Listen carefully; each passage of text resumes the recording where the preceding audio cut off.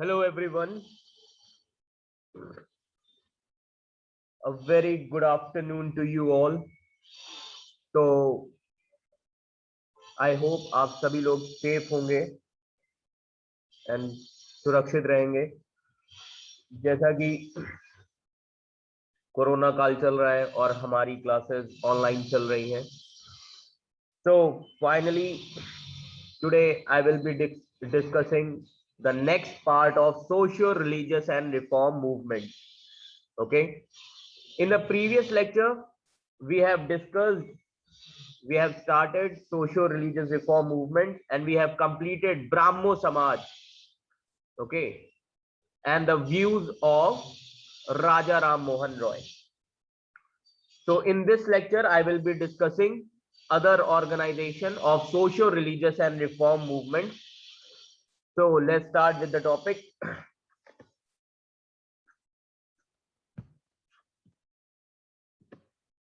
So the new topic is Arya Samaj, okay, Arya Samaj. तो आज हम आर्य समाज से शुरुआत करेंगे। ब्राह्मो समाज ऑलरेडी हमने कंप्लीट कर दिया है, आर्य समाज, and there are various other organizations also. So we will start with Arya Samaj. Okay, now Arya Samaj, it was founded in 1875, founded by Mula Shankar. Okay, Mula Shankar, and he was also known as Swami Dayanand Saraswati, and he was a Gujarati Brahmin. Gujarati Brahmin the wo. And according to him, Aryans were chosen people and Vedas are chosen gospel and India is a chosen land. According to Swami Dayanand Saraswati, Aryan जो है वो chosen people है, Vedas एकमात्र क्या है, scripture, and India is a chosen land. समझ में आ रहा है? ये व्यूज थे किसके? स्वामी दयानंद सरस्वती के। Okay, Swami Dayanand Saraswati he started this organization और इनका जो बेसिक मोटिव था आर्य समाज, जिसका मतलब the meaning of Arya Samaj, let me tell you the meaning of Arya Samaj. Meaning of Arya Samaj is noble society, noble society. And this Arya Samaj movement is a Hindu reform movement and it was founded by whom? Swami Dayanand Saraswati in 1875, and he was a sannyasi who promoted the Vedas. Okay, this guy, this Swami Dayanand Saraswati, he was a sannyasi, he promoted the Vedas, and Dayanand, Swami Dayanand, he emphasized the ideals of brahmacharya, he emphasized the ideals of chastity. समझ में आ रहा है? ब्रह्मचर्या को काफी ज्यादा इन्होंने emphasise किया। And Swami Dayanand Saraswati he wandered as an ascetic for 15 years, 15 साल तक एक सन्यासी बन के ये घूमते रहे सच की खोज में, in the search of truth. And the first Arya Samaj unit, okay, the first Arya Samaj unit, it was set up by him at Bombay. Bombay में ये यूनिट बनाई गई थी 1875 में। समझ में आ रहा है? एंड बाद में इसका जो हेडक्वार्टर है आर्य समाज का, it was established at Lahore. So first this organization was established where? In Bombay. Okay, and later the headquarter was shifted to Lahore. बाद में ये हेडक्वार्टर शिफ्ट हो गया लाहौर में। समझ में आ रहा है? And इनका popular slogan, his popular call was go back to Vedas. Vedas को लोगों को पढ़ना चाहिए, वेदास, वैदिक scriptures. Are you getting my point? He gave the mantra go back to Vedas because he believed that priestly class and Purans they had perverted Hindu religion. उन्होंने Hindu religion का मतलब बदल दिया है। इनके हिसाब से ये था कि जितने भी पुरोहित हैं, ओके, जितने भी पुराण से, पुराण को हम क्या बोलते हैं? Corrupted, okay, corrupted philosophy of Hindu. समझ में आ रहा है? So according to him priestly class and Purana they had perverted Hindu religion and that is why, इसीलिए इन्होंने एक किताब भी लिखी, Swami Dayanand Saraswati, he wrote a book called Satyarth Prakash, Satyarth Prakash, he wrote a book called Satyarth Prakash, इन्होंने किताब लिखी, and this book contains his philosophical and religious ideas, and he believed that every person had the right to have direct access to God, सभी के पास right है कि वो directly God से access करें, मतलब गॉड को वर्शिप करें, समझ में आ रहा है। And that is why he started शुद्धि मूवमेंट, शुद्धि movement, Swami Dayanand Saraswati he started शुद्धि मूवमेंट। और ये जो शुद्धि मूवमेंट है, यहीं से कम्युनलिज्म के सीड्स बो दिए गए थे, समझ में आ रहा है, हिंदू एंड इस्लाम। अब इसके लिए काउंटर मूवमेंट भी शुरू होंगे, अभी मैं आपको बताऊंगा बाद में, ठीक है। ही स्टार्टेड शुद्धि मूवमेंट कि जितने लोग भी कन्वर्ट हो गए हैं इस्लाम में या अदर रिलीजन, उनको शुद्धि मूवमेंट के थ्रू हिंदुइज्म बनाया जाए, हिंदू में बनाया जाए, समझ में आ रहा है, ये याद रखिएगा। सो इसीलिए आज आप देखते होंगे today temple set up by the Arya Samaj, they are found all over in India, and this organization has also played an important role in spread of education through its network of schools. अब इनके बहुत सारे schools हैं in the name of Dayanand Anglo Vedic schools, आपने नाम भी सुना होगा। He promoted and spread their education in the name of Dayanand Anglo Vedic schools. Are you getting my point? तो ये इन्होंने शुरुआत करी थी।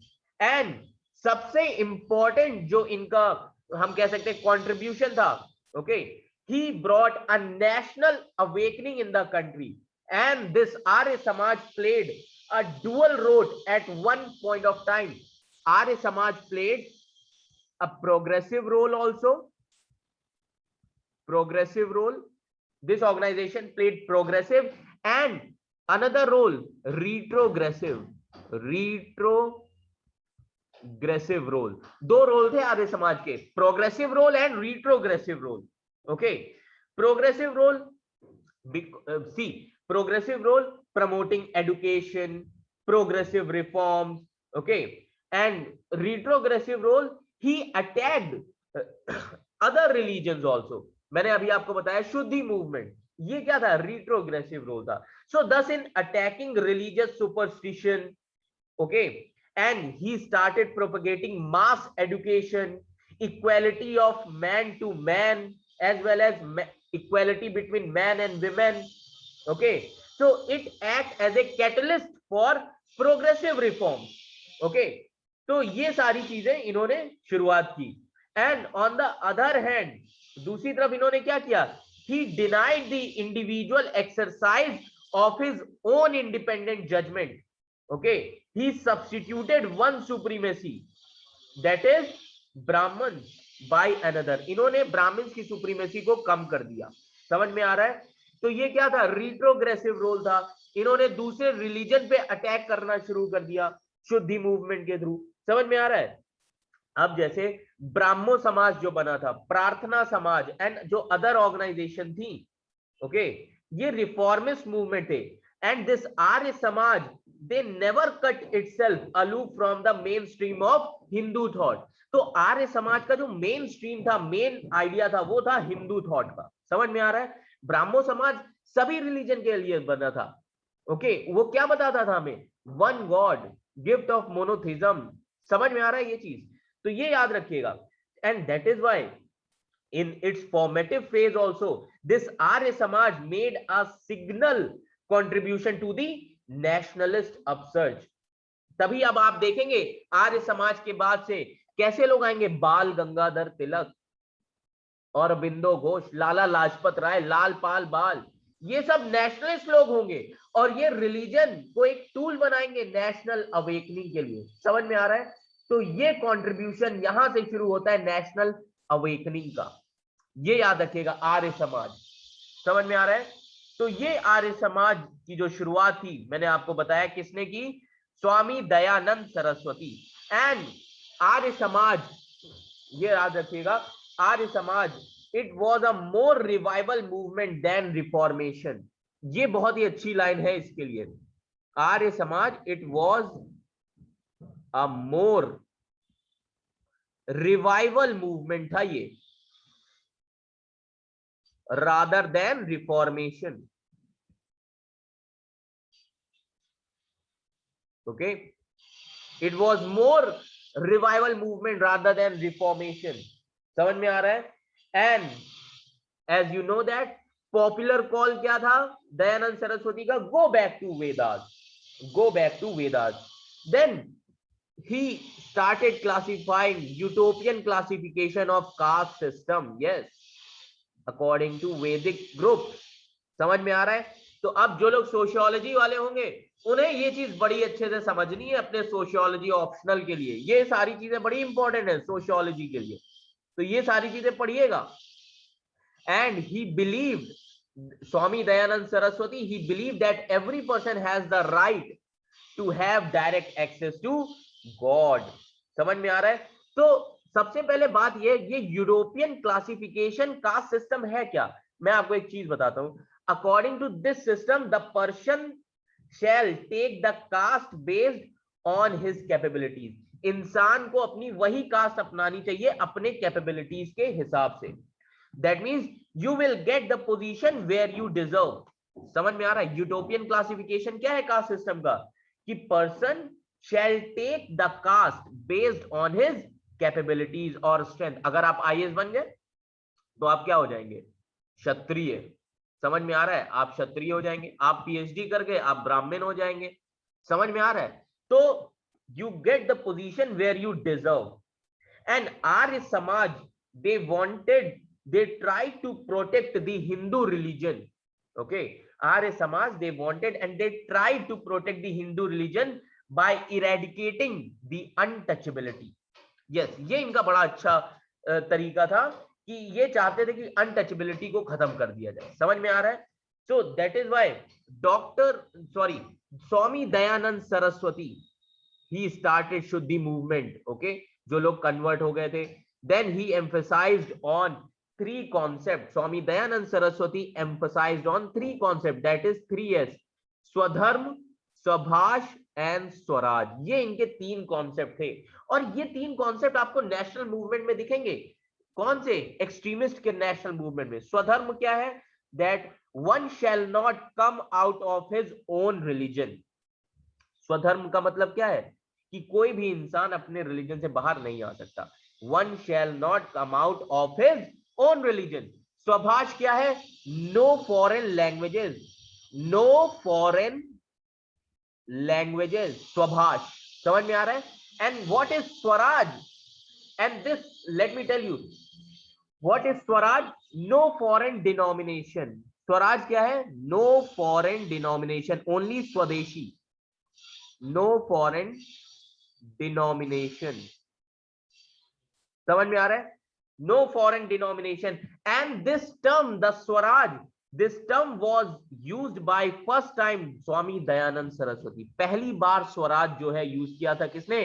स्वामी दयानंद सरस्वती ने। समझ में आ रहा है? And in 1882, okay, ये याद रखिएगा, in 1882 he started two controversial programs.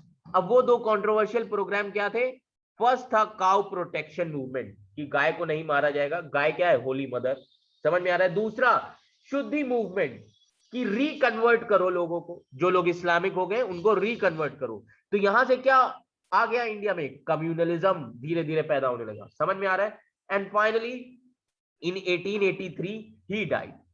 Swami Dayanand Saraswati he died इन 1883। समझ में आ रहा है? तो ये था आर्य समाज के बाद में। तो और मैंने आपको एक चीज बताई है कि जब भी कोई इंसान कुछ बनाता है एंड जब उसकी डेथ होती है तो उसके सेक्ट बन जाते हैं, अलग अलग different different sect.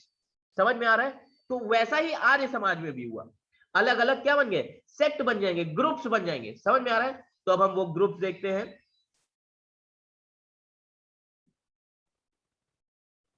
Now split of Arya समाज, यस, स्प्लिट ऑफ आर्य समाज, टू विंग्स बन गए थे। And finally in 1892, let me tell you, in 1892, 1883 में डेथ हुई किसकी? Swami Dayanand Saraswati. And finally in 1892 Arya Samaj was suffered from a split and two wings बन गए, टू विंग्स वर क्रिएटेड एक विंग था conservative and another radical wing. दो विंग बने कब? 1892 में। Conservative wing led by whom? Swami Shraddhanand. Conservative wing led by Swami Shraddhanand and radical wing led bye लाला हंसराज। इनके नाम पे कॉलेज भी है दिल्ली यूनिवर्सिटी में, हंसराज कॉलेज, बहुत ही अच्छा कॉलेज है, टॉपर्स को ही मिलता है वो। समझ में आ रहा है? तो दो विंग थे, कंजर्वेटिव, रेडिकल्स। कंजर्वेटिव का हेड कौन था, किसने चलाया? Swami Shraddhanand. Radical wing led by Hansraj. Okay, अब रीजंस क्या थे स्प्लिट होने के? Let me tell you. Controversy on education system. तो जो कंजर्वेटिव विंग और रेडिकल विंग था, इनका एजुकेशन सिस्टम अलग था। समझ में आ रहा है? अब कंजर्वेटिव विंग, दो विंग बन गए थे एजुकेशन सिस्टम में। कंजर्वेटिव विंग का कहना था कि India should promote Gurukul education. Gurukul education, according to conservative wing, gurukul education should be promoted. But according to radical wing का कहना था that college education should be promoted. And ये काफी हद तक सही भी था। लाला हंसराज का देखिए डीयू में कॉलेज बना हुआ है, कॉलेज एजुकेशन, क्योंकि वेस्टर्न एजुकेशन को इंडिया की एजुकेशन के साथ हमें मिलाना था। समझ में आ रहा है? तो इन्होंने किस चीज की बात करी? गुरुकुल एजुकेशन। इन्होंने कॉलेज एजुकेशन की बात करी। समझ में आ रहा है? तो ये पहला रीजन बना स्प्लिट होने का। दूसरा, let me tell you conservative wing. Okay, let me tell you conservative wing. Conservative wing जो था, they were preferring for pure vegetarian food. Pure vegetarian food. Conservative wing pure vegetarian food. Radical wing किस पे? Non vegetarian food. Non vegetarian food, that is nutritional food. सबसे ज्यादा nutrition किसमें? Non veg, protein, chicken. समझ में आ रहा है? Nutritional food. ओके, तो ये डिफरेंसेस आए, इसकी वजह से स्प्लिट हो गया 1892 में। And finally Shraddhanand, Swami Shraddhanand, he founded a gurukul at Haridwar. Haridwar में इन्होंने गुरुकुल बनाया, and which became a headquarter of conservative wing. तो जितने कंजर्वेटिव विंग वाले थे, उनकी सोच वाले लोग थे, सब कहां चले गए? हरिद्वार। समझ में आ रहा है? And Hansraj, okay, Hansraj, he founded a college, DAV college, Anglo Vedic college. समझ में आ रहा है? एंग्लो वैदिक कॉलेज कहां पे इन्होंने खोला? लाहौर में। तो ये दो विंग क्या हो गए? इन्होंने स्प्लिट कर दिया आर्य समाज को। Okay, Dayanand Anglo Vedic college, he founded where? Lahore. समझ में आ रहा है? तो ये दो विंग बन गए। समझ में आ रहा है? तो ये याद रखिएगा। तो इस वजह से आर्य समाज जो था वो स्प्लिट हो गया। समझ में आ रहा है? तो इतना समझ में आया? ये थी कहानी आर्य समाज की। Now next is theosophical society. बहुत ही इंपॉर्टेंट सोसाइटी है, and this society was also formed in 1875। ये याद रखिएगा, this society was also formed in 1875। But ये सोसाइटी इंडिया में नहीं बनी थी। ये सोसाइटी कहां बनी थी? It was established, it was founded in United States, America.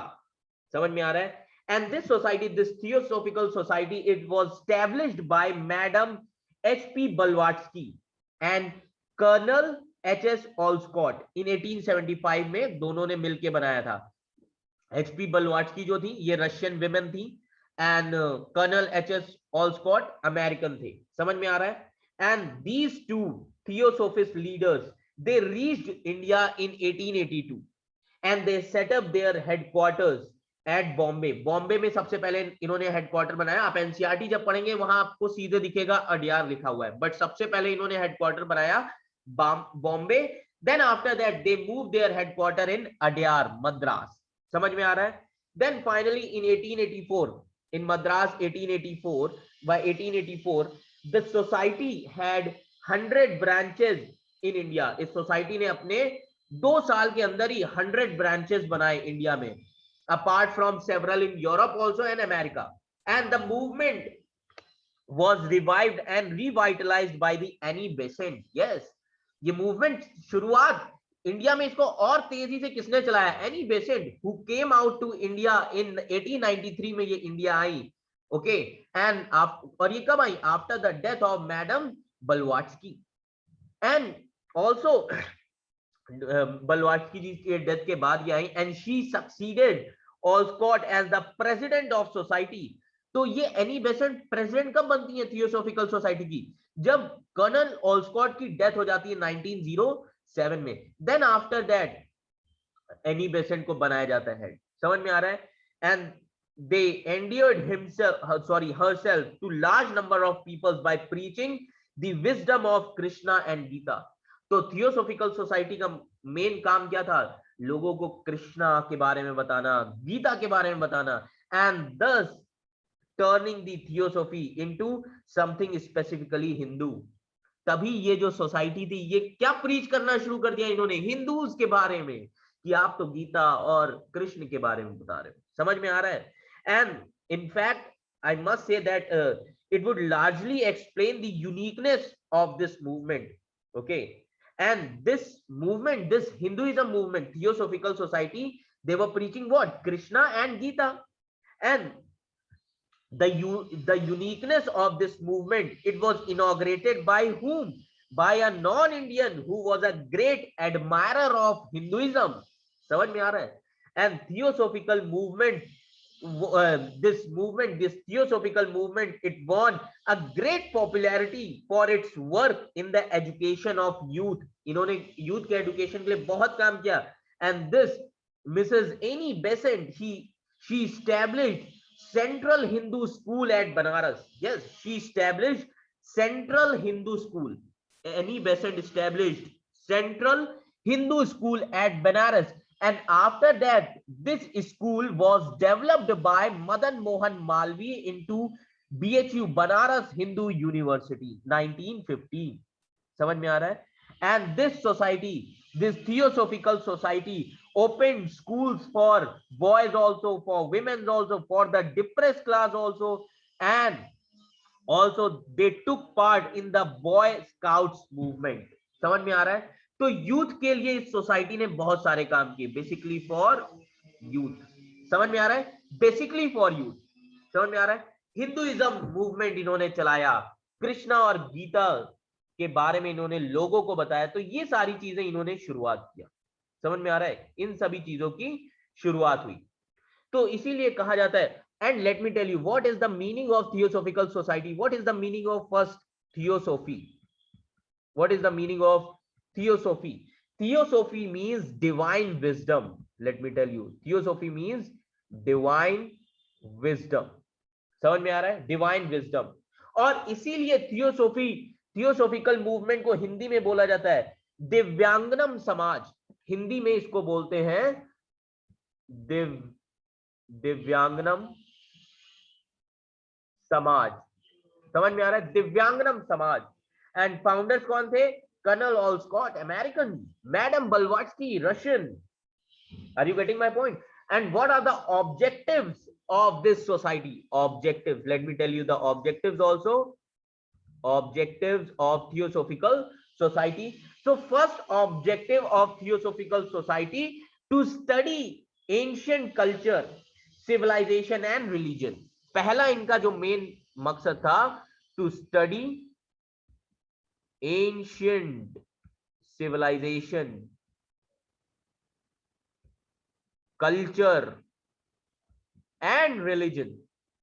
समझ में आ रहा है कि आपको ये स्टडी करना है एंशिएंट सिविलाइजेशन में क्या था, कैसा था, ये सारी चीजें. And this society they promoted studies in black magic also. कि ब्लैक मैजिक ये प्रैक्टिसेस कैसे होती थी, इसको भी इन्होंने प्रमोट किया. ये भी इनका ऑब्जेक्टिव था. तो बेसिकली दो ऑब्जेक्टिव थे, to study the ancient culture, civilisation and religion, and to promote studies in black magic. समझ में आ रहा है? तो यहां से शुरुआत हुई. Okay, theosophical society. And president कौन था? Colonel Olcott. He was the president to this society till his death 1907. And after that Annie Besant. समझ में आ रहा है? एनी बेसेंट कौन थी? Irish lady. Okay, Irish lady. Annie Besant कौन थी? Irish lady. आप इधर देख सकते हैं यहां पे इस स्लाइड में. ओके, ऑब्जेक्टिव हमने क्लियर कर लिए. एक तो ये था, दूसरा ब्लैक मैजिक का मैंने आपको बताया. एंड एक बुक लिखी थी ब्लवाट्स्की ने, कौन सी? Secret doctrine. याद रखिएगा ये किताबें, ब्लवाट्स्की, मैडम ब्लवाट्स्की ने कौन सी किताब लिखी थी? सीक्रेट डॉक्ट्रिन, याद रखिएगा। देन एनी बेसेंट, मैंने आपको बताया the Irish lady, she was influenced by this book.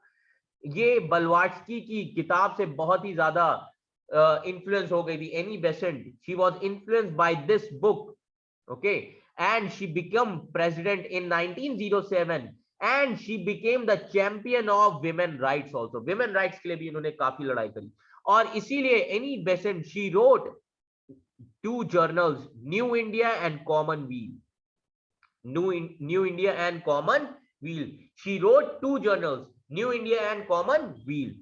समझ में आ रहा है? And in 1898 she established, Annie Besant established Banaras Hindu College. Yes, Annie Besant established Banaras Hindu College in 1898, and finally this college became Banaras Hindu University by the efforts of Pandit Madan Mohan Malviya in 1915. Okay, so Besant's theosophic, and apart from this Banaras Hindu College, Annie Besant ने और क्या क्या बनवाया था? Besant's Theosophical College कहां पे? तिरुपति में, मडनापल्ली, Tirupati मडनापल्ली। Let me show you, I have written here also. Yes, आप देख सकते हैं, मडनापल्ली, Tirupati. In 1916 Besant, Annie Besant, she established Besant Theosophical College at Tirupati. समझ में आ रहा है? So this is all about Theosophical Society. Now next,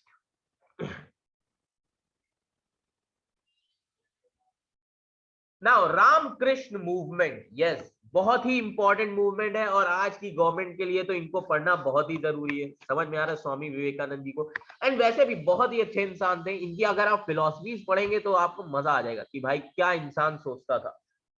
ठीक है, जिंदा दिमाग था, आईएएस का एक एक चीज जानता था, कंसोलिडेशन करना आता था। समझ में आ रहा है? द हिंदू को पढ़ने के बाद 10 घंटे सोचते थे ये कि ठीक है कंसोलिडेशन कैसे करना है, तो इसीलिए ये क्या हो गए? स्वामी विवेकानंद बन गए। समझ में आ रहा है ये चीज? तुम लोग भी ऐसे ही स्वामी बन सकते हो अगर तुम्हें कंसोलिडेशन करना आ जाए। समझ में आ रहा है? दिमाग को जिंदा करो। आजकल तो खाली हो, तो घर में बैठ के क्या करना है आपको? ध्यान, मेडिटेशन, दिमाग खोलेगा आपका। समझ में आ रहा है? सो स्वामी रामकृष्ण, ओके, रामकृष्ण का मूवमेंट शुरू किया स्वामी विवेकानंद ने, और बहुत ही लाजवाब चीजें इन्होंने ये बताई इसमें। तो let me tell you some story behind that, a short story. Swami Ramakrishna Paramhansa, Ramakrishna Paramhansa, he was a mystic who sought religious salvation in the traditional ways of renunciation, meditation and devotion. समझ में आ रहा है? And he was a saintly person, संत आदमी थे वो, and he recognized the fundamental oneness of all the religion, कि सभी चीज है, एक ही चीज है सभी रिलीजन में। कहां से? सेंसस से कॉन्शियस पे पहुंचना। इनको समझ में आ गया था, रामकृष्ण परमहंस को। समझ में आ रहा है? And he emphasized that there were many roads to God. मैंने आपको ये चीज क्लास में कई बार बताई है कि यूपीएससी आईएएस बनने के बहुत सारे रास्ते हैं। ठीक है, जो रास्ता आपको समझ में आ जाए। जैसे दिल्ली पहुंचने के लिए आप यहां से बंगाल होके भी जा सकते हैं, या आप यहां से पहले साउथ जाइए, पहुंचना आपको कहां है? दिल्ली। वैसे ही ये रिलीजन है, एंड इन्होंने भी यही चीज था। He emphasized that there were many roads to God and salvation. और सबसे मेन चीज क्या है? The service of man is the service to God. Service of man is the service to God. समझ में आ रहा है? And the teaching of Ramakrishna Paramhansa, he formed the basis of Ramakrishna movement. He formed the basis of Ramakrishna movement. तो Ramakrishna movement के दो objective थे। Let me tell you, Ramakrishna movement के दो ऑब्जेक्टिव थे, that to bring into the existence a band of monks, okay, who dedicated to a life of renunciation and practical spirituality, from among whom teachers and workers would be sent out to spread the universal message of Vedanta. Yes, okay. And देखिए, आर्य समाज का basic motive क्या था?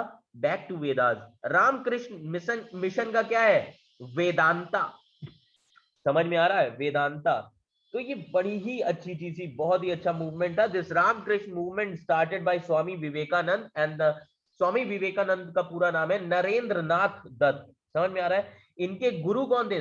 स्वामी रामकृष्ण परमहंस, समझ में आ रहा है। And Ramakrishna Paramhans का नाम था गदाधरा चट्टोपाध्याय, समझ में आ रहा है, Gadadhar Chattopadhyay. And in 1896 to 97 two organization founded by Vivekananda at Belur, Belur कहां पे है? कैलकाटा में, ओके। और बेलूर में ही इनका हेडक्वार्टर था। और दो ऑर्गेनाइजेशन कौन सी थी? Ramakrishna Math and Ramakrishna mission, yes, Ramakrishna Math and Ramakrishna mission, दो ऑर्गेनाइजेशन इन्होंने बनाई। नाउ रामकृष्ण मठ और इन दोनों ही ऑर्गेनाइजेशन का एक ही बेसिस था, service to man is a service to God. अब दोनों में डिफरेंस क्या है रामकृष्ण मठ एंड रामकृष्ण मिशन में? Let me tell you. Ramakrishna Math, okay, this Math is a spiritual institution, spiritual institution. Ramakrishna Math is a spiritual institution.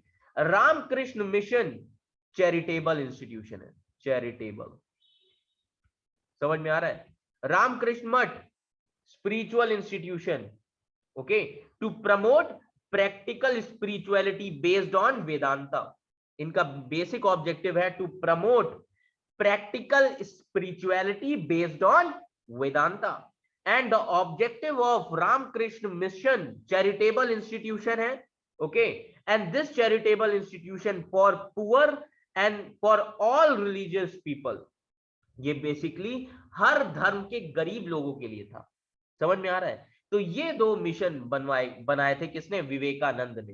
And his ideology, Swami Vivekananda की जो ideology थी, his ideology was influenced by ignorance, illiteracy and food scarcity. Yes, let me tell you the ideology, okay, मैंने अभी आपको बताया ये किस किस चीजों के लिए है। So Vivekanand's ideology was influenced by ignorance, illiteracy, food scarcity, hunger and starvation. Okay, और इसीलिए इन्होंने क्या शुरू किया? चैरिटेबल इंस्टीट्यूशन, समझ में आ रहा है। And in 1893 Swami Vivekananda he attended an international conference on religions in Chicago, attend किया इन्होंने। And he started Vedanta societies, वहां पे इन्होंने वेदांता सोसाइटीज बनाई, कहां पे? यूएस एंड यूरोप में। आप देख सकते हैं आज भी वेदांता सोसाइटीज हैं यूएसए एंड यूरोप में। And he died in 1902, okay, at the age of 39 years, समझ में आ रहा है, इनकी डेथ हो गई यूरोप में। तो इन्होंने ये सारा कंट्रीब्यूशन इनका काफी अच्छा था, समझ में आ रहा है। And Swami Vivekananda basic message to the world about human values, human values के बारे में इनका मैसेज था पूरी दुनिया के लिए। And he subscribe to the Vedanta which he considered a fully rational system with a superior approach. And finally his mission, Swami Vivekanand's mission was to bridge the gulf between service, okay, service को बोला जाता है परमार्थ, okay, and दूसरा व्यवहार, behaviour, समझ में आ रहा है। So his mission was to bridge the gulf between service and behaviour, paramarth and vyavahar, okay, and between spirituality and day to day life, ये याद रखिएगा। And Swami Vivekananda, he was a great humanist, he believed in the fundamental oneness of God. Are you getting my point? And he said, for our own motherland, a junction of the two great system, okay, हमारी धरती माँ के लिए, हमारे Motherland के लिए, a junction of two great system, that is Hinduism and Islam, is the only hope, समझ में आ रहा है। And he emphasizing social action, and he declared that the knowledge without action is useless. Yes, Swami Vivekanand said that knowledge without action is useless. Knowledge without action is useless. स्वामी विवेकानंद ने कहा था ये चीज, समझ में आ रहा है। And after that, that is why he founded Ramakrishna Mission and Ramakrishna Mutt. समझ में आ रहा है? तो यहां से ये याद रखिएगा, काफी सारी चीजें शुरुआत हुई थी। And finally he died in 1902, ये याद रखिएगा, ही डाइड इन 1902। एंड एक ये याद रखिएगा, मार्गरेट नोबल आयरिश डिसाइपल थे विवेकानंद के, and popularly known as sister Nivedita इनको कहा जाता है। समझ में आ रहा है? मार्गरेट नोबल आयरिश डिसाइपल थे, समझ में आ रहा है? एंड इनको सिस्टर निवेदिता भी कहा जाता है। And she became the head of Belur Math. Yes, after the death of Swami Vivekananda she became the head of Belur Math. And बहुत सारे जर्नल्स हैं स्टार्टेड बाय स्वामी विवेकानंद। स्वामी विवेकानंद ने कौन से जर्नल स्टार्ट किए थे? प्रबुद्ध भारती, याद रखिएगा, इंग्लिश जर्नल था प्रबुद्ध भारती। एंड दूसरा जर्नल था उद्बोधन, बंगाली में दूसरा जर्नल था उद्बोधन इन बंगाली। जर्नल्स आपको याद रखने हैं प्रीलिम्स के लिए, एंड मेंस में अगर आप ये सारी चीजें फैक्ट्स लिखेंगे वैल्यू एडिशन हो जाएगा। समझ में आ रहा है? So this is all about Swami Vivekananda. Okay, now next, young Bengal movement. Yes, young Bengal movement. now young Bengal movement, तो यहां पे ये जो शुरुआत करी थी दिस मूवमेंट, इस मूवमेंट की किसने करी थी?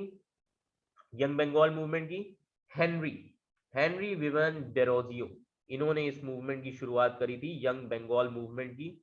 और वैसे तो यंग बंगाल मूवमेंट और ये जो यंग मूवमेंट है ये आया तो कहां से? इटली से आया है। मैं आपको बताऊंगा जब वर्ल्ड हिस्ट्री आप पढ़ेंगे, ठीक है, कि ये यंग मूवमेंट की शुरुआत कहां से हुई। तो लेट मी टेल यू, थोड़ा मैं हिस्ट्री बताता हूं इस मूवमेंट की। This young Bengal movement during the late 1820s and early 1830s, you can say that there emerged a radical intellectual trend among the youth in Bengal, and this radical trend came to be known as young Bengal movement, and this trend was more modern than even Raja Ram Mohan Roy also. ये काफी modern movement था, राजा राम मोहन रॉय के भी idea से ज्यादा modern था। And उसी time पे a young Anglo-Indian Henry Vivian Derozio who taught at Hindu College में ये पढ़ाते थे, okay, who taught at Hindu College from 1826, Henry Vivian Derozio ये हिंदू कॉलेज में पढ़ाते थे 1826 टू 1831। 1831 में इनके इस मूवमेंट की वजह से इनको निकाल दिया गया था हिंदू कॉलेज से, समझ में आ रहा है? तो इनको निकाल दिया गया था। And he was the leader and inspirer of this progressive movement. Are you getting my point? And Henry Vivian Derozio को इंस्पिरेशन कहां से मिली थी? He drawing his inspiration from the great French revolution. Great French revolution से he was influenced by from where? French revolution के ideal से ये काफी ज्यादा इन्फ्लुएंस है। Let me tell you, the ideals of French revolution के ideas जो थे उससे काफी ज्यादा ये इन्फ्लुएंस थे, समझ में आ रहा है? And Derozio inspired his pupils, his students to think freely and rationally, कि वो लोग सोचें और देखिए आप तीन चीजों के लिए बहुत बिल्कुल फ्री है, अपने विचार रखने के लिए, किसी को गाली देने के लिए एंड क्रिटिसाइज करने के लिए, ये आपके पास फ्रीडम है। समझ में आ रहा है? तो यही चीज सिखाया किसने? ये सिखाया किसने? डेरोजियो ने। समझ में आ रहा है? He inspired his pupils to think freely and rationally and question all authority and love liberty equality freedom. ये सारी चीजें किसने सोचने में मजबूर किया? डेरोजियो ने। समझ में आ रहा है? And he oppose the decadent customs, old customs and traditions. And Derozians, तो जो लोग फॉलोअर्स बन गए डेरोजियो के, जिन लोगों ने इस मूवमेंट को ज्वाइन किया उनको कहा जाने लगा Derozians. And these Derozians they supported women's rights and education. Okay, women की राइट और एजुकेशन को इन्होंने सपोर्ट किया। And also Derozio was perhaps the first nationalist poet of modern India. Yes, कहा जाता है कि जो डेरोजियो थे, okay, Derozio, he was the first nationalist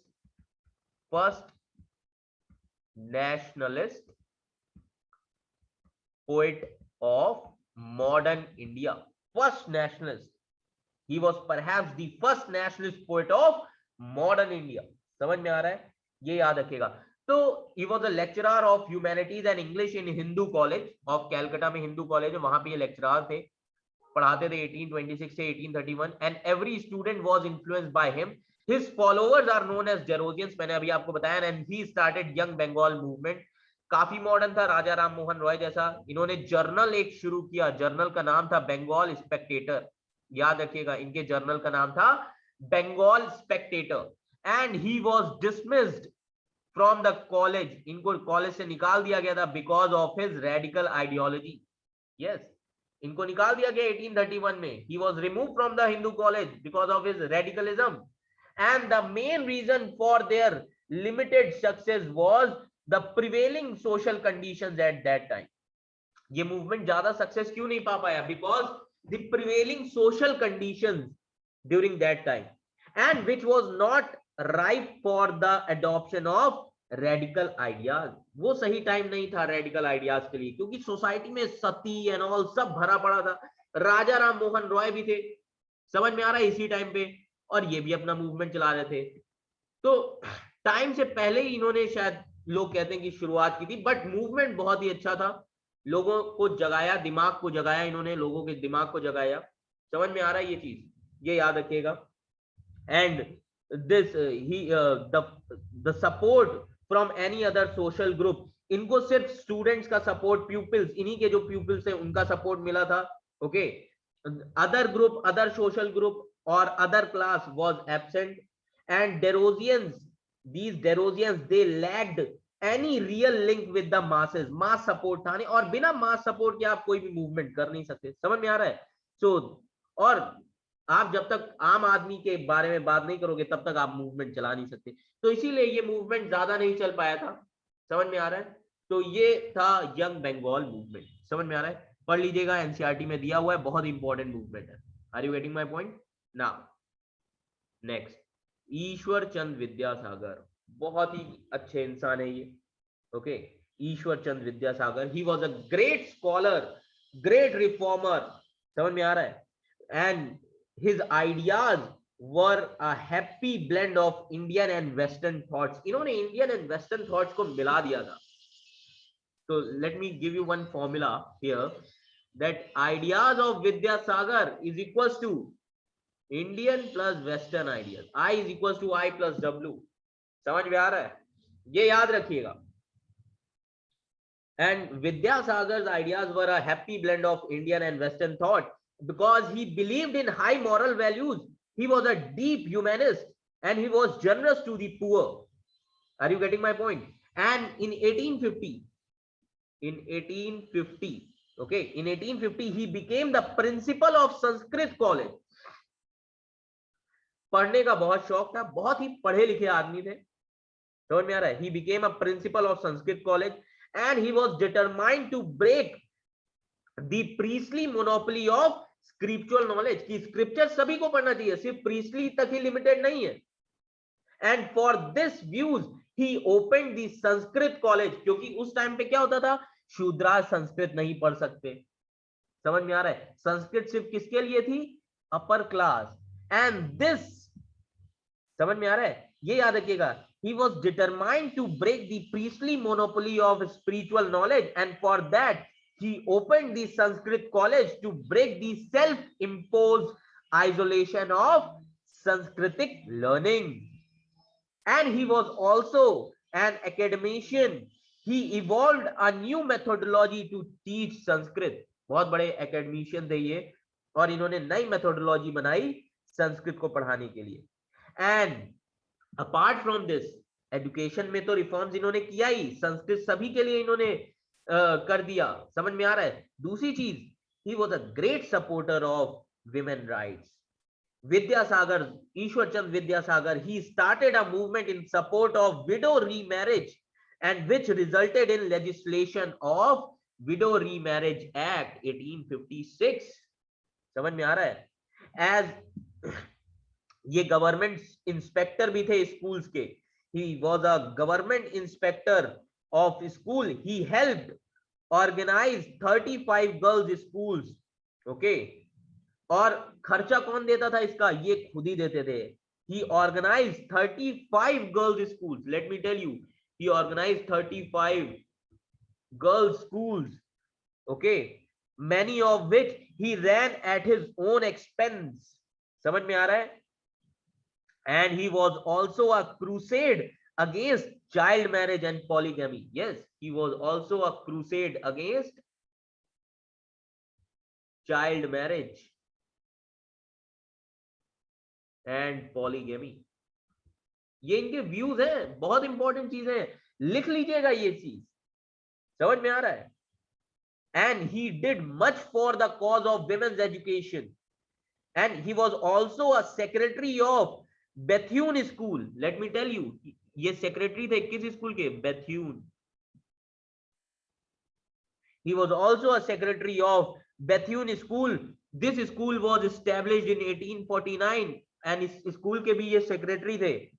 Okay, and he was one of the pioneers of higher education of women in India.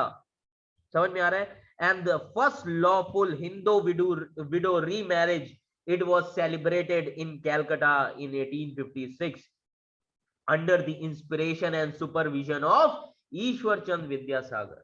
समझ में आ रहा है? So he was also a professor of Sanskrit.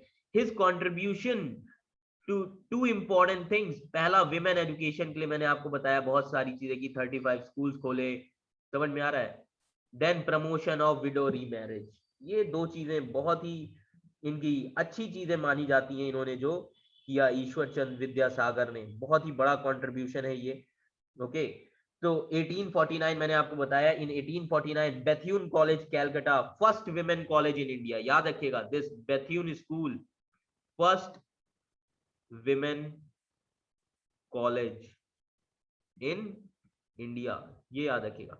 Bethune school और Bethune college भी आप इसको बोल सकते हैं, कॉलेज 1849 में बना था, first women college in India. And first women graduate from this college कौन सी थी? कौन सी पहली विमेन थी जिन्होंने ग्रेजुएट किया था? First women graduate from this college. कौन थी वो women? Kadambini Ganguly. Let me tell you the spelling here also. Kadambini Ganguly, first women graduate from this college. समझ में आ रहा है? He promoted widow remarriages. Ishwar Chand Vidyasagar. And because of his efforts in 1856, British passed Hindu Remarriage Act. समझ में आ रहा है? They passed Widow Remarriage Act. समझ में आ रहा है? अब ईश्वर चंद विद्यासागर से इन्फ्लुएंस होके बहुत सारे लोग प्रभावित हुए, एंड अलग अलग जगह पे उन्होंने क्या किया? विमेंस के लिए मूवमेंट चलाया, विमेंस की राइट्स के लिए मूवमेंट चलाया. अब मैं कुछ ऐसे ही आपको नेम्स बताऊंगा जिन्होंने इनसे ईश्वर चंद विद्यासागर से इन्फ्लुएंस होके विमेंस के लिए मूवमेंट चलाया. Are you getting my point? Social issues के लिए जब भी आप विमेन राइट्स की बात करेंगे, ये सारी चीजें हिस्टोरिकल बैकग्राउंड में जरूर लिखिएगा. समझ में आ रहा है? नाउ अदर स्कॉलर्स कौन कौन से थे? तो पहले जो हैं Dhondo Keshav Karve. Dhondo Keshav Karve, he founded widow home. समझ में आ रहा है? He founded widow home where? Bombay में इन्होंने विडो होम बनवाया. किससे इन्फ्लुएंस हुए थे? ईश्वर चंद विद्यासागर से. He founded widow home in Bombay to promote widow marriages. समझ में आ रहा है? और इसी से प्रभावित होके he also married with a widow. He also married a widow. इन्होंने भी शादी विडो से की थी. And in 1916 he started Shrimati Nathibai Damodar Thakar से विमेंस यूनिवर्सिटी. समझ में आ रहा है? श्रीमती नाथीबाई दामोदर ठाकर से women's university, India's first university for women. ये याद रखिएगा, इंडिया की ये पहली विमेन यूनिवर्सिटी थी. कहां पे? Pune. India's first university, first women university in Pune. ये याद रखिएगा. In 1916 India's first women university in Pune. समझ में आ रहा है? एंड इनकी डेथ के बाद इनको भारत रत्न भी दिया गया. Bharat Ratna had given to him after his death. समझ में आ रहा है? एंड इन 1907 ही फाउंडेड महिला विद्यालय इन पुणे. 1907 में इन्होंने क्या बनवाया? महिला विद्यालय।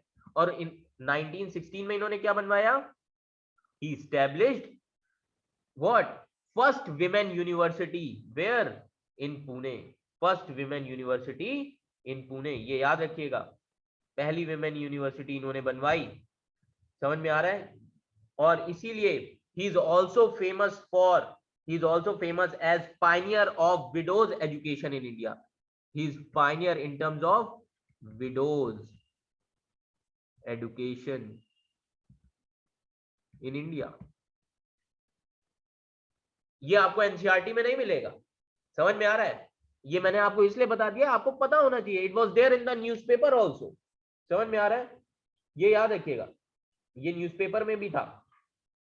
And he was a social reformer, Dhondo Keshav Karve. he was a social reformer, समझ में आ रहा है? and he was a social reformer and educator also, and he established widow marriage association. Okay, मैंने आपको बताया इन्होंने क्या बनवाया था? Window home. ओके, तो इसी को कहा जाता है window marriage association in 1893। he established widow marriage association, widow marriage association. Okay, he established widow marriage association and he was also known as, इनको कहा जाता है महर्षि Karve. he founded an educational institution, Hindu widows home. इन्होंने क्या बनवाया? Hindu widows home. तो window home बनवाया, उसके बाद इन्होंने क्या बनवाया? उसी का नाम हुआ विडो मैरिज एसोसिएशन। फिर इन्होंने क्या बनवाया? हिंदू विडोज होम इन्होंने बनवाया। ये 1893 में क्या बना? Window marriage association. 1896 में इन्होंने बनवाया हिंदू विडोज होम। समझ में आ रहा है? एंड इन पूना में ये चीज बनवाई थी, हिंदू विडोज होम।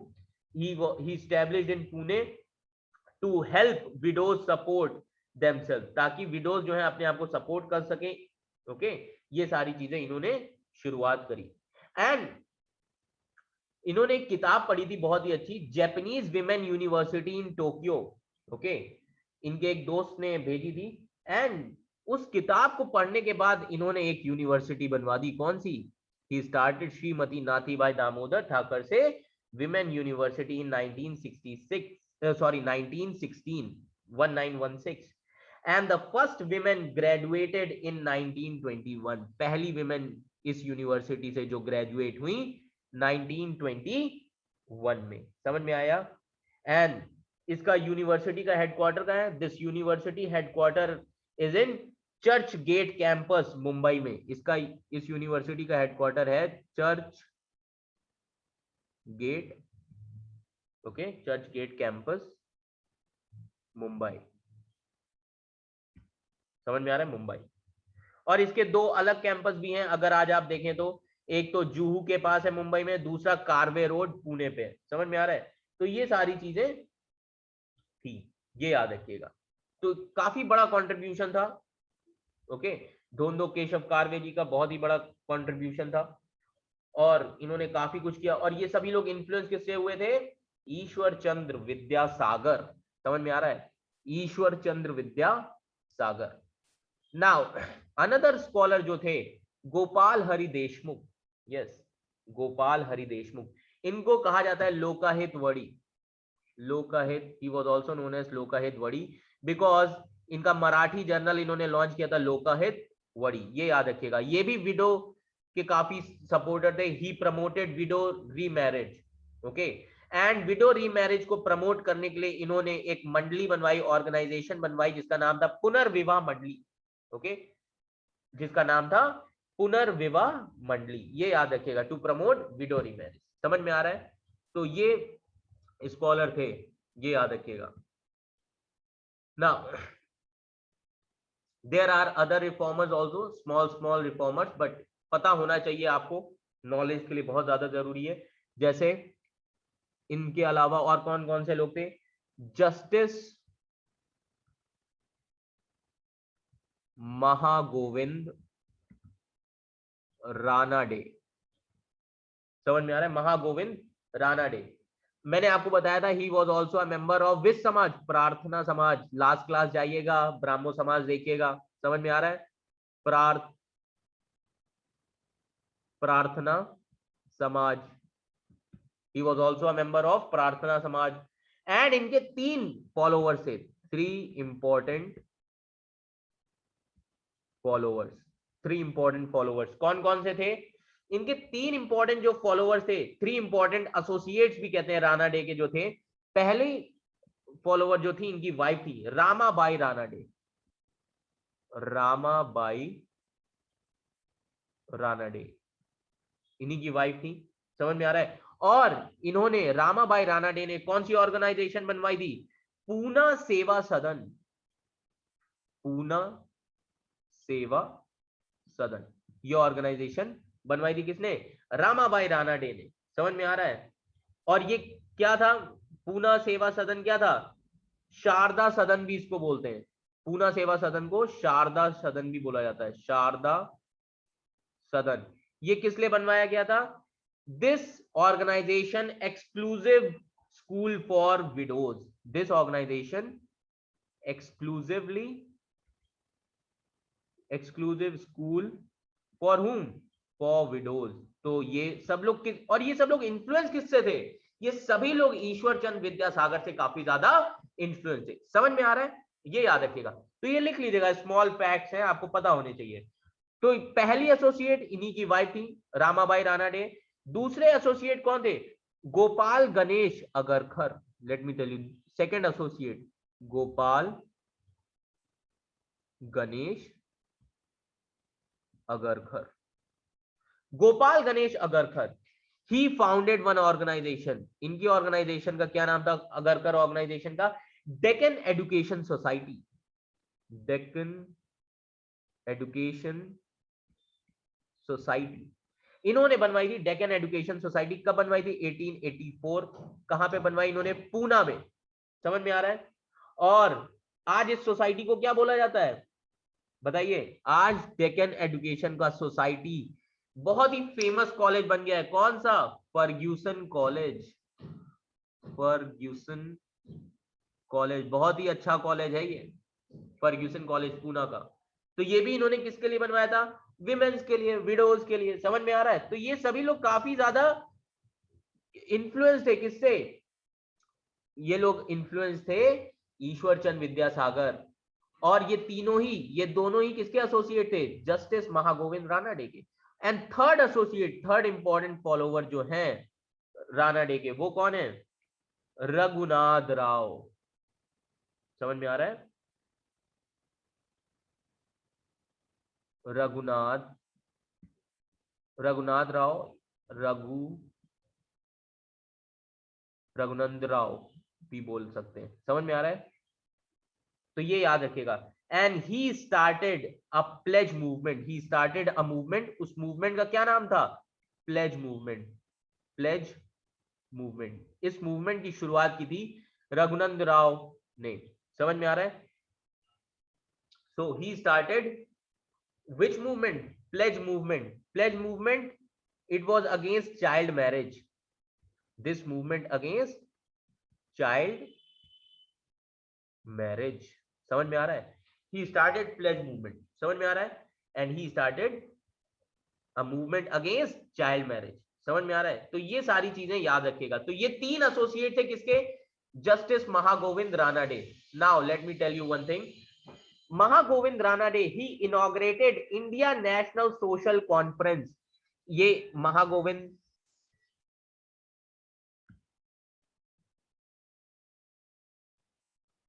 रानाडे, इनके 3 एसोसिएट और फॉलोवर्स।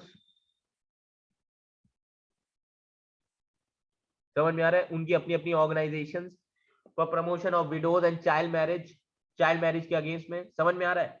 अब इन्होंने क्या किया कि Mahagovind Ranade, MG Ranade, he inaugurated Indian National Social Conference। Mahagovind Ranade he inaugurated Indian National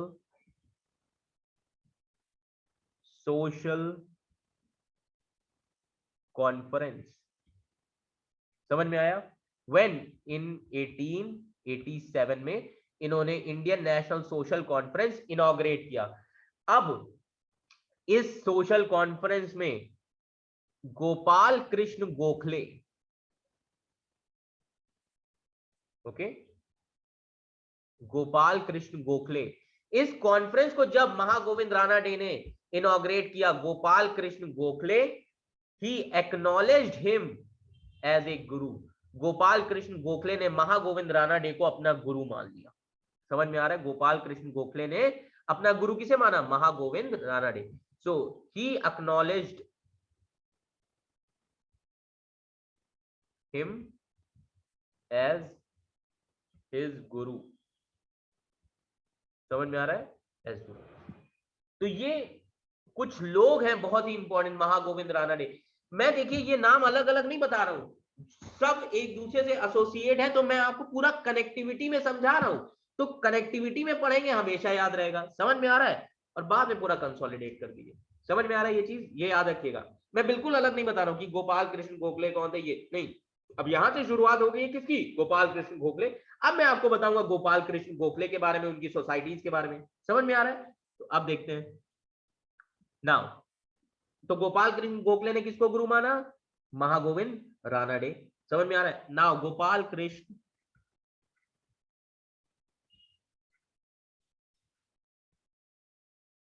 Gokhale, okay, Gopal Krishna Gokhale, इन्होंने अपनी एक अलग ऑर्गेनाइजेशन बनाई। कौन सी थी इनकी ऑर्गेनाइजेशन? बहुत ही फेमस है, यूपीएससी में पूछा जा चुका है। Servants of India society.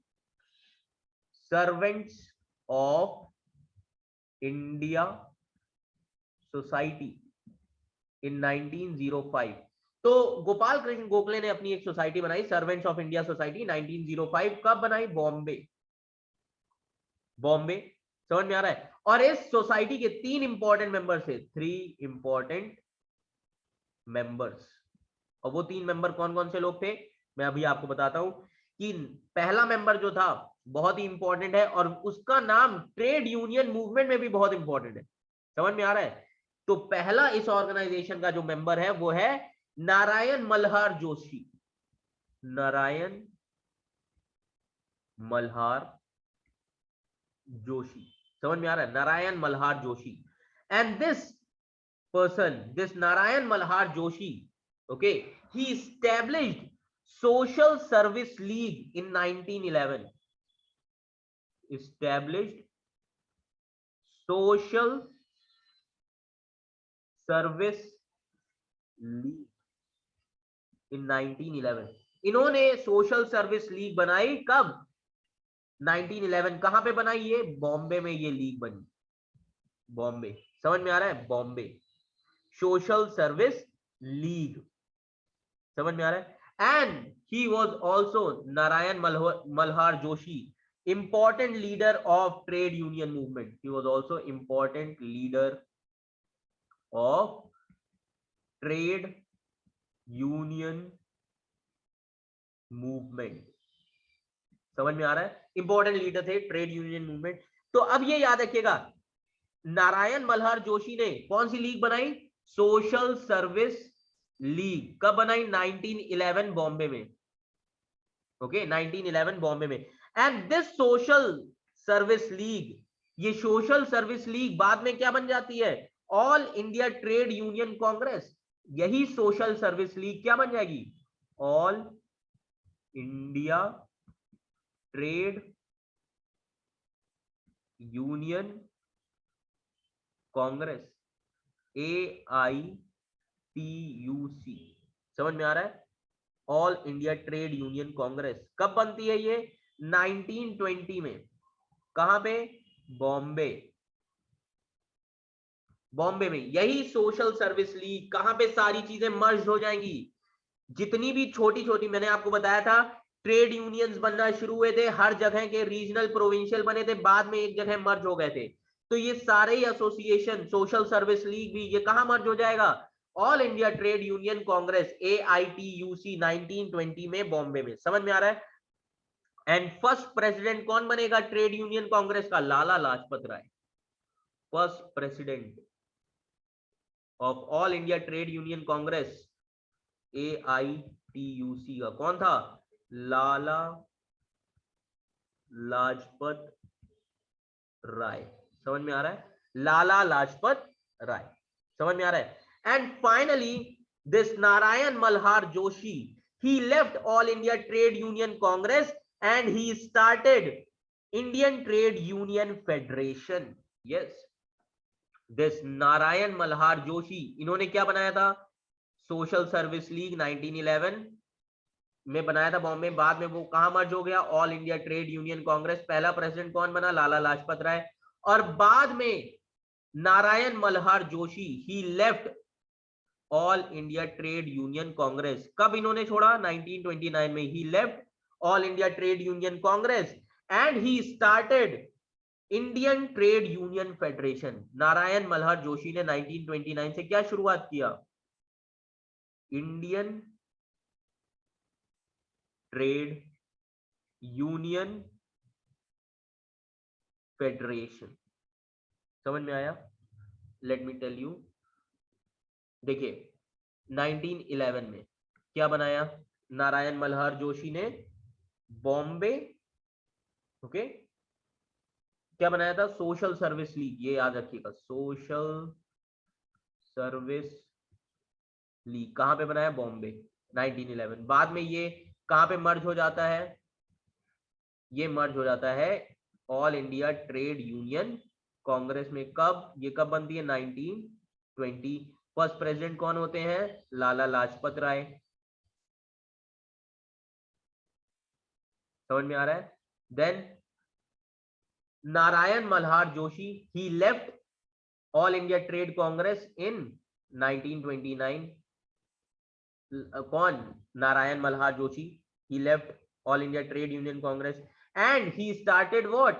Narayan Malhar Joshi, he started Indian Trade Union Federation. Indian Trade Union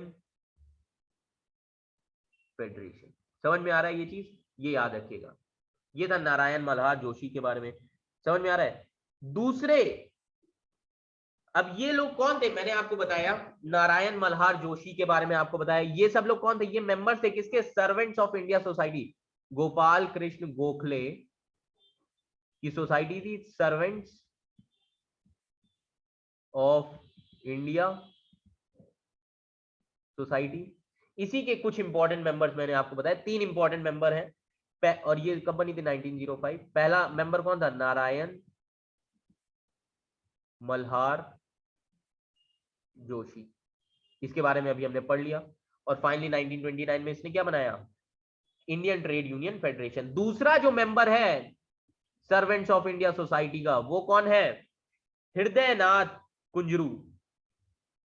हृदय नाथ कुंजरू।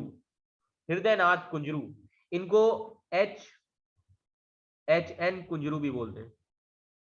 H N Kunzru. समझ में आ रहा है? H N Kunzru. एंड इन्होंने एक ऑर्गेनाइजेशन अपनी बनाई। इनकी ऑर्गेनाइजेशन का क्या नाम था? सेवा समिति। सेवा समिति। कहां पे? इलाहाबाद। 1914 में इन्होंने ऑर्गेनाइजेशन बनाई अपनी, सेवा समिति। मेंबर ये किसके थे? सर्वेंट्स ऑफ इंडिया सोसाइटी के। 3 इंपॉर्टेंट मेंबर हैं, ये दूसरे मेंबर थे। तीसरे जो मेंबर हैं important servants of India society के, वो कौन है? श्री राम वाजपेयी। श्री राम वाजपेयी। समझ में आ रहा है? श्री राम वाजपेयी। इन्होंने अपनी एक ऑर्गेनाइजेशन बनाई। कौन सी? Boy scouts association. Boy scouts association. इन्होंने अपनी एक ऑर्गेनाइजेशन बनाई जिसका नाम था बॉय स्काउट्स एसोसिएशन। कब बनी? 1914 में ये ऑर्गेनाइजेशन बनी। समझ में आ रहा है? तो इस ऑर्गेनाइजेशन को बनाया किसने था? बैडन पॉवल ने बनाया था। Boy scout association, it started by whom? Baden Powell. Baden Powell, he started scout association. He started scouts association. Powell, Baden Powell ने ये स्काउट्स एसोसिएशन शुरुआत किया था। First time world wide, first time world wide. और इसीलिए India में कौन सी ऑर्गेनाइजेशन बनी, बॉय स्काउट्स एसोसिएशन 1914 में किसने बनाई, श्री राम वाजपेयी। समझ में आ रहा है। तो ये सारी चीजें थी, समझ में आ रहा है। तो ये 3 इंपॉर्टेंट मेंबर थे किसके, सर्वेंट्स ऑफ इंडिया सोसाइटी। कौन कौन, नारायण मल्हार जोशी हमने पढ़ लिया, हृदयनाथ कुंजरू, एच.एन. कुंजरू, देन श्री राम वाजपेयी। और ये जो मैंने ऑर्गेनाइजेशंस और नेम लिखे हैं ये लिख लीजिएगा, बहुत इंपॉर्टेंट है। ये सारे नाम आपको एनसीईआरटीज में नहीं मिलेंगे, समझ में आ रहा है। तो ये लिख जरूर लीजिएगा, समझ में आ रहा है, ये याद रखिएगा। नाउ तो ये बात हो गई servants of India society. And there are other reformers also, समझ में आ रहा है, अदर रिफॉर्मर्स भी हैं, जैसे Tulsi Ram. Okay, other reformers की हम बात कर रहे हैं, तो और कौन कौन से रिफॉर्मर्स हैं, तुलसी राम, सबके नाम और हेडिंग लिख लेना, ठीक है। तुलसी राम, तुलसी राम। और इनको क्या कहा जाता है, शिव दयाल खत्री भी, तुलसी राम को शिव दयाल खत्री भी बोलते हैं, समझ में आ रहा है। खत्री क्या है, कम्युनिटी का नाम है, खत्री क्या है, name of community, community name, समझ में आ रहा है। और शिव दयाल खत्री मतलब तुलसी राम, इन्होंने एक ऑर्गेनाइजेशन बनाई, उस ऑर्गेनाइजेशन का नाम क्या था, राधा स्वामी सत्संग, राधा स्वामी सत्संग। कहां बनाई थी ये, आगरा में, ये याद रखिएगा, राधा स्वामी सत्संग।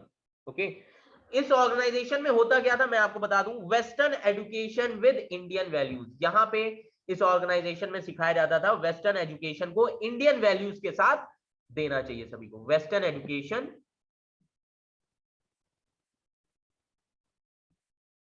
With Indian values, Indian values, समझ में आ रहा है।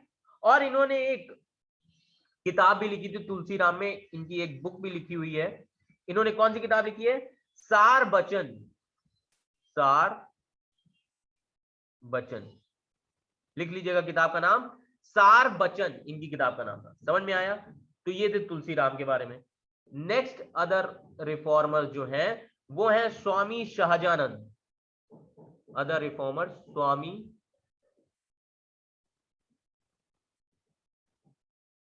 शाहजानंद। ओके, स्वामी शाहजानंद, इन्होंने एक नया सेक्ट बनाया हिंदू रिलीजन में, he founded a new sect, Swami Narayan sect, Hindu religion में, in Hindu religion he founded a new sect जिसको कहा जाता है स्वामी नारायण सेक्ट, समझ में आ रहा, स्वामी नारायण सेक्ट, हिंदू रिलीजन। तो ये जो स्वामी नारायण सेक्ट था, ठीक है, तो ये क्या बताता था, ये प्रमोट करते थे मोनोथिज्म के बारे में, टू प्रमोट मोनोथिज्म, हरि के बारे में बताते थे, विष्णु भगवान के बारे में बताते थे।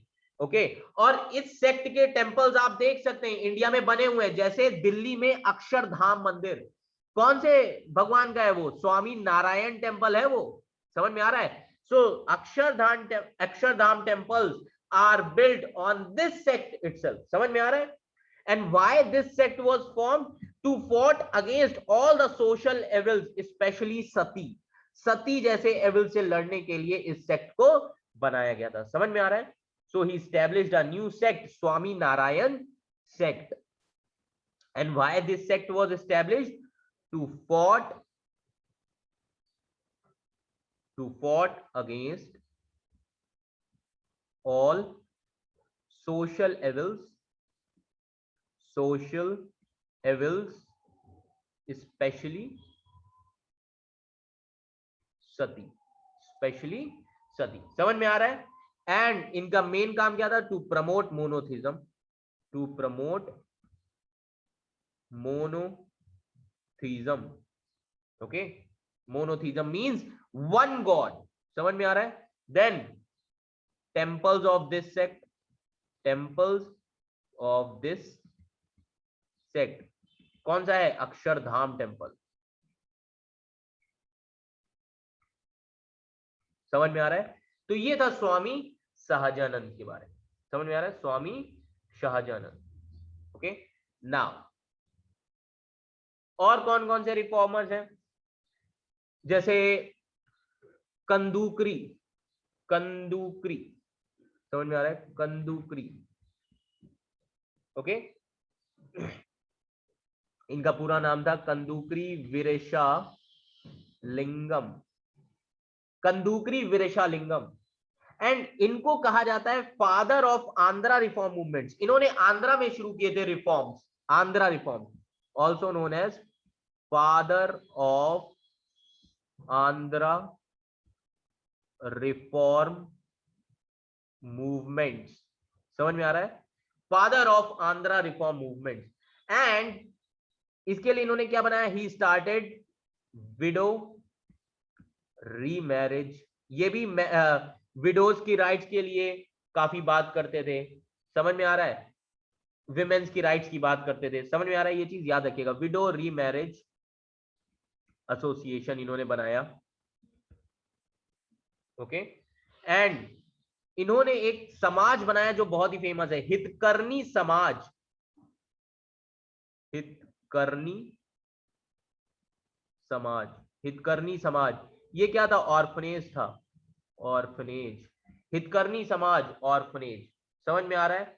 तो ये इनके काफी ही अच्छे मूवमेंट्स थे, इन्होंने काफी अच्छा काम किया था। और इनके जर्नल का नाम था Vivekavardhini. The name of his journal Vivekavardhini. Okay, Vivekavardhini इनके जर्नल का नाम था। तो इंपॉर्टेंट ज्यादा तो नहीं है, बट ये पता होना चाहिए कौन है, इंफॉर्मेशन होनी चाहिए। तो इन्होंने किसकी बात करते थे? विडोज के बारे में, विमेन राइट्स के बारे में बात करते थे, इसीलिए इनको father of Andhra reform movement कहा गया। विडो रीमैरिज एसोसिएशन इन्होंने बनाया, हितकर्णी समाज बनाया, ऑर्फनेज जिसको बोलते हैं, और इन्होंने जर्नल लिखा कौन सा? विवेकावर्धिनी। समझ में आ रहा है? ये याद रखिएगा। ओके, ये सारी चीजें याद रखिएगा। समझ में आया? नाउ नाउ इसके अलावा और कौन कौन से लोग थे? Other reformers like Behramji M Malabari. Okay, कौन कौन से लोग थे? Behramji M Malabari. समझ में आ रहा है? ये वाइस चांसलर थे बॉम्बे यूनिवर्सिटी के, vice chancellor of Bombay university, Bombay university, Behramji and Malabari. समझ में आ रहा है? इन्होंने एक ऑर्गेनाइजेशन बनाई, बहुत ही इंपॉर्टेंट ऑर्गेनाइजेशन है, जिस ऑर्गेनाइजेशन का नाम है सेवा सदन। सेवा सदन 1885 में ये ऑर्गेनाइजेशन बनी थी। समझ में आ रहा है? और इनके जर्नल्स बहुत ही अच्छे थे, इन्होंने बहुत इंपॉर्टेंट जर्नल्स लिखे हैं। मैं जर्नल्स के नाम बता देता हूं आपको, जैसे इंडियन स्पेक्टेटर, इंडियन स्पेक्टेटर इन्होंने जर्नल लिखा। देन इनके जर्नल का नाम था east and west. Okay, times of India, times of India. ये सारे जर्नल्स किसके हैं?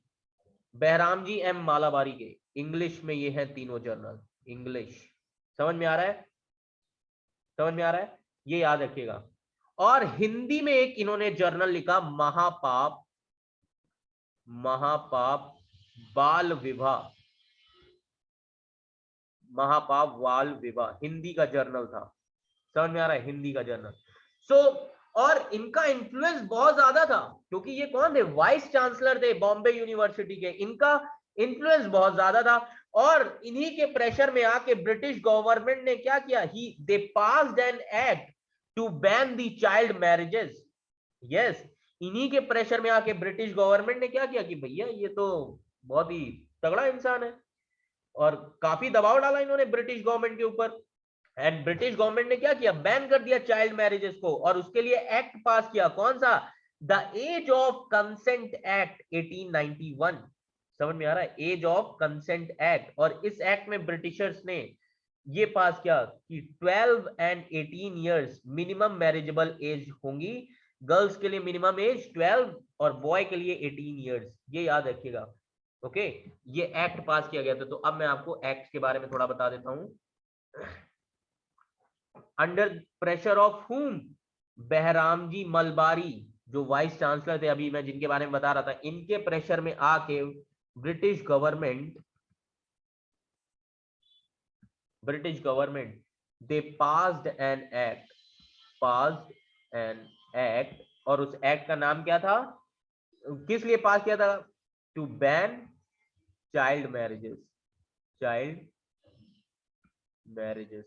और कौन सा एक्ट पास किया ब्रिटिश गवर्नमेंट ने, the age of consent act, age of consent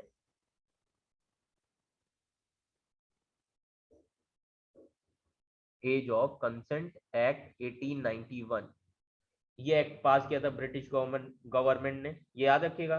ठीक है, और इसमें ब्रिटिश गवर्नमेंट ने क्या किया, minimum marriageable as for girls 12 years, minimum marriageable as for girls 12 years and minimum marriageable as for boys 18 years. समझ में आ रहा है, ये याद रखिएगा। तो ये एक्ट आया, इसके बाद इस एक्ट को और सही किया गया, इस एक्ट में और रिफॉर्म्स लाए गए। फाइनली 1930 में एक एक्ट आता है, शारदा एक्ट। इसमें मिनिमम मैरिजेबल एज कर दिया गया गर्ल का 14। शारदा एक्ट में minimum marriageable age of girl 14 and boy का minimum marriageable age of boy 18 years. समझ में आ रहा है, ये याद रखिएगा। तो ये चेंजेस आए, उसमें कितना था 12, यहां पे शारदा एक्ट में कितना कर दिया 14। समझ में आ रहा है, ये याद रखिएगा। एंड शारदा एक्ट क्या है, शारदा कौन था, शारदा नेम है एमपी का, इन्होंने ये पास किया था बिल पार्लियामेंट में, ये याद रखिएगा। Sharda was the name of an MP and who passed the bill in parliament। समझ में आ रहा है। एंड फाइनली 1930 के बाद, अब मैं आपको थोड़ा पोस्ट इंडिपेंडेंस का यहीं पे बता दे रहा हूं, सुन लीजिएगा ढंग से, समझ में आ रहा है। Finally after this in 1948 government of India increased girl age for marriageable to 15 years. Government of India ने कितना कर दिया 1948 में, बढ़ा के 14 से 15 इयर्स कर दिया। समझ में आ रहा है। एंड फाइनली इन 1971, अब इसके बाद 1891, 1930, 1948 and finally in 1971 government of India ने क्या किया, minimum marriageable age of a girl कितनी होनी चाहिए, 18 साल शादी करने के लिए, एंड बॉय 21। समझ में आ रहा है, बॉय 21, गर्ल, और यही चल रहा है आज भी। कौन सा चल रहा है, यही लॉ चल रहा है 1971। समझ में आ रहा है। तो अब आपको रिफॉर्म मूवमेंट के साथ आपको लॉज भी पता हो गए पोस्ट इंडिपेंडेंस के। समझ में आ रहा है, इसको बोलते हैं कनेक्टिविटी। समझ में आ रहा है, तो लिख लीजिएगा ये सारे फैक्चुअल चीजें। समझ में आ रहा है, ये याद रखिएगा। तो ये सारी कुछ चीजें थी। ओके, अदर रिफॉर्मर्स हमने पढ़े। तो ये था socio religious reform movement, Hinduism religion का कह सकते हैं हम। ठीक है, और अब जब सोशल रिफॉर्म मूवमेंट चल रहा है तो उसको काउंटर करने के लिए काउंटर रिफॉर्म मूवमेंट भी होंगे। अब हम कुछ काउंटर रिफॉर्म मूवमेंट देख लेते हैं। काउंटर रिफॉर्म मूवमेंट, समझ में आ रहा है, काउंटर रिफॉर्म मूवमेंट। तो एट द सेम टाइम एक तरफ क्या चल रहा है, socio religious reform movement progressive manner में,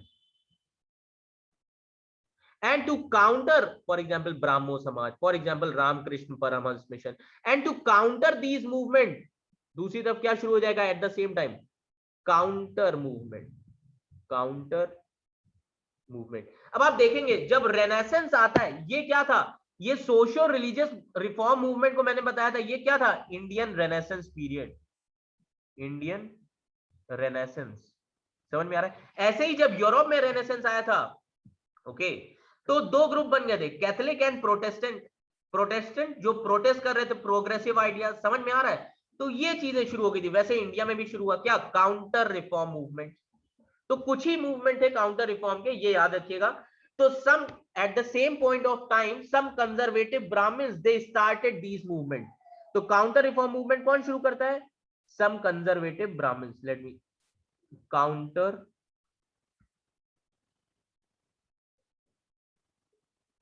रिफॉर्म मूवमेंट कौन स्टार्ट करता है? काउंटर रिफॉर्म मूवमेंट सम कंजर्वेटिव ब्राह्मण्स. कंजर्वेटिव ब्राह्मण्स, समझ में आ रहा है? They started the movement. Okay, and ये कंजर्वेटिव ब्राह्मण्स क्या करना चाहते थे? दे वांटेड द सनातन धर्म. दे वांटेड सनातन धर्म. समझ में आ रहा है? दे wanted Sanatan Dharma. And these Brahmins they demanded to maintain status quo. That means ये ब्राह्मण्स ने क्या डिमांड किया? They demanded to maintain status quo. Status quo means no change should be there in society. Society में कोई change नहीं होना चाहिए. No change in society. No change in society. अगर चेंज हो जाएगी तो इनकी सुपीरियोरिटी है वो चली जाएगी. और ये ब्राह्मण, ये जो पुरोहित होते हैं, इन्होंने ही सब बर्बाद करके रखा है. समझ में आ रहा है? अब देखिए at the same point time इन्होंने क्या शुरू किया? Counter reform movement they started. Conservative Brahmins they started. They wanted Sanatan Dharma. They demanded to maintain status quo, that is no change should be there in society, no changes in society. For example, Brahmo समाज. अब मैं कुछ organisations के नाम बता देता हूं. ब्राह्मो समाज के अगेंस्ट में कौन सी सोसाइटी बनी थी? धर्म सभा. राधाकांत देव की अगर आप याद करें तो याद आया? धर्म सभा कब बनी थी? 1830. 1828 में क्या बना? ब्राह्मो समाज. 1830 में क्या बना दिया? धर्म सभा. जब एबॉलिशन ऑफ सती हुआ तो बड़ा बवाल किया था राधाकांत देव ने. समझ में आ रहा है? 1830 कैलकाटा. अगेंस्ट किसके अगेंस्ट में? ब्राह्मो समाज. और धर्म सभा बनाया किसने? राधाकांत देव. राधाकांत देव. समझ में आ रहा है? तो धर्म सभा बना. अब और हम देखेंगे और कौन कौन सी चीजें बनी. दूसरी बनी भारत धर्म महामंडल. ये याद रखिएगा, भारत धर्म महामंडल. समझ में आ रहा है? भारत धर्म महामंडल कहां पे बना? 1887 में. Where? At Haridwar. At Haridwar. And 1887 में ये भारत धर्म महामंडल बना. किसने बनाया? दीनदयाल शर्मा. फाउंडर कौन है इसका? फाउंडर दीनदयाल शर्मा. समझ में आ रहा है? ये कौन थे? पंजाबी ब्राह्मण. पंजाबी ब्राह्मण. ये पंजाबी ब्राह्मण थे. एंड इन्होंने ये सभा किसके अगेंस्ट में बनाई? They form this group against the college group of Arya Samaj. They formed this against whom? Arya Samaj. Against, or they targeted the college group. College group of Arya Samaj means college group किसका था? लाला लाजपत राय का. समझ में आ रहा है? लाला लाजपत राय के against में ये बनी थी. कौन सी? भारत धर्म मंडल. किसने बनाया? दीनदयाल शर्मा. पंजाबी ब्राह्मण. हरिद्वार. समझ में आ रहा है? ये याद रखिएगा. Against college group of Arya समाज. हरिद्वार. वहीं पे गुरुकुल भी है, उसी के मेंबर थे ये. समझ में आ रहा है? आर्य समाज. ये याद रखिएगा, आर्य समाज. एंड तीसरी जो ऑर्गेनाइजेशन बनी वो कौन सी थी? मैंने अभी आपको एक इंसान का नाम बताया था, कंदुकरी. Andhra, father of Andhra. मैंने बताया था ना. इनको किसने टारगेट किया? कोकोंडा वेंकट रत्नम. एक नाम लिख लीजिएगा, कोकोंडा वेंकटा, ओके, वेंकटा रत्नम, ये जो इंसान है Kokonda Venkat Ratnam, he targeted whom in Andhra, he targeted whom, he targeted Kandukuri, Kandukuri, समझ में आया? तो ये थे काउंटर मूवमेंट, समझ में आया? तो this is all about socio religious reform movements in terms of Hinduism, समझ में आ रहा है? So in the next lecture I will be discussing with you Islamic reform movement, Sikh reform movement and other, समझ में आ रहा है? फिर उसके बाद हमारा ये socio religious reform movement topic complete हो जाएगा। Okay, so I hope you will like the lecture. Okay, so thank you class, thank you so much.